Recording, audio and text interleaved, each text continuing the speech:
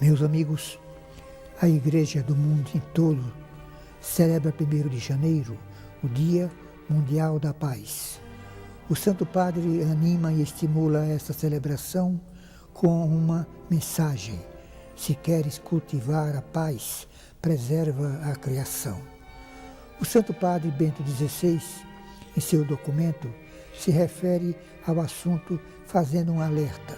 Diz ele: a criação é o princípio e o fundamento de todas as obras de Deus e a sua salvaguarda torna-se hoje essencial para a convivência pacífica da humanidade.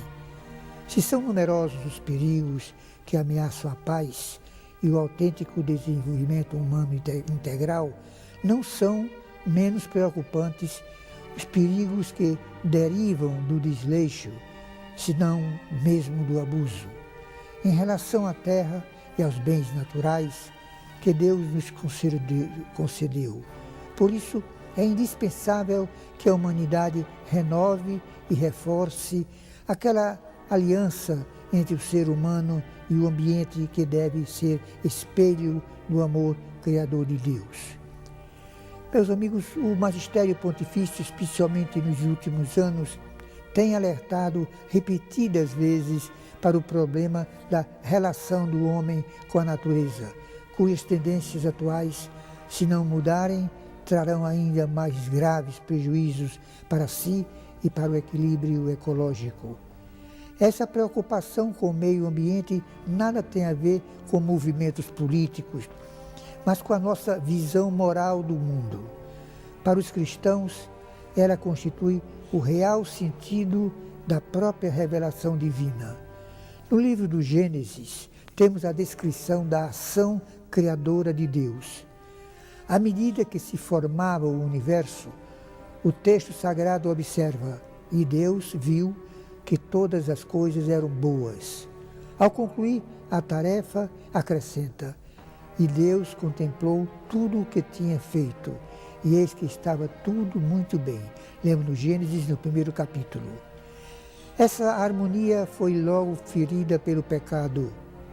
A relação ordenada dos primeiros pais com a criação sofreu duro golpe, pois a desobediência original provocou uma desordem que irá repercutir no conjunto até o final dos tempos.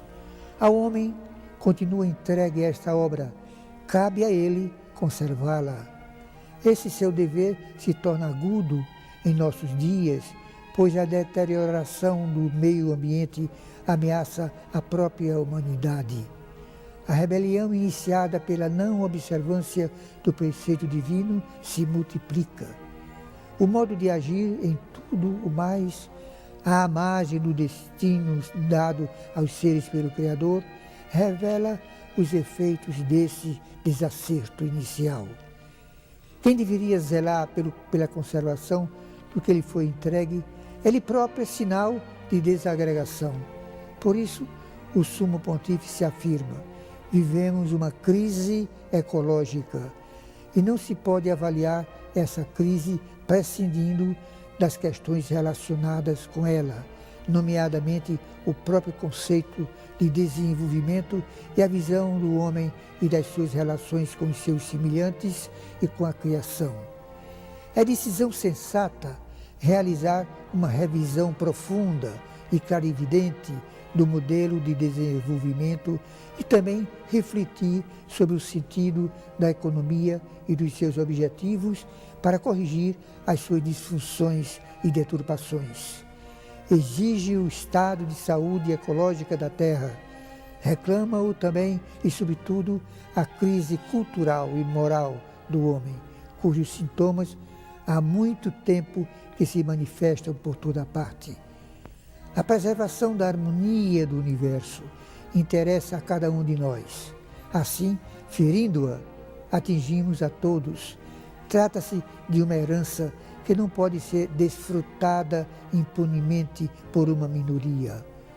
O Concílio Vaticano II ensina: Deus destinou a terra e tudo o que ela contém para o uso de todos os homens e de todos os povos, de modo que, Os bens criados devem chegar equitativamente às mãos de todos, segundo a justiça, secundada pela caridade. Leão Vice Gaudium et Spes, no número 69. Meus amigos, o problema do crescente distanciamento entre as nações industrializadas e as outras em via de desenvolvimento afeta diretamente a natureza. Faz-se necessário uma urgente atitude de solidariedade entre os países, pois há uma íntima relação entre a abundância de uns e a miséria de outros. Não se pode lançar apenas sobre alguns os desmandos provocados no meio ambiente. Há uma corresponsabilidade mais ampla. A este respeito, assim se expressa o Papa Bento XVI. É importante reconhecer, entre as causas da crise ecológica atual, a responsabilidade histórica dos países industrializados.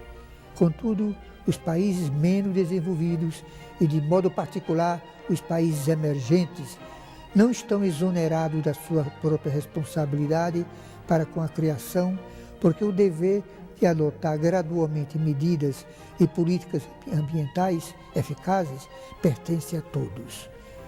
Meus amigos, o Santo Padre insiste ainda que é urgente a obtenção de uma leal solidariedade entre as gerações.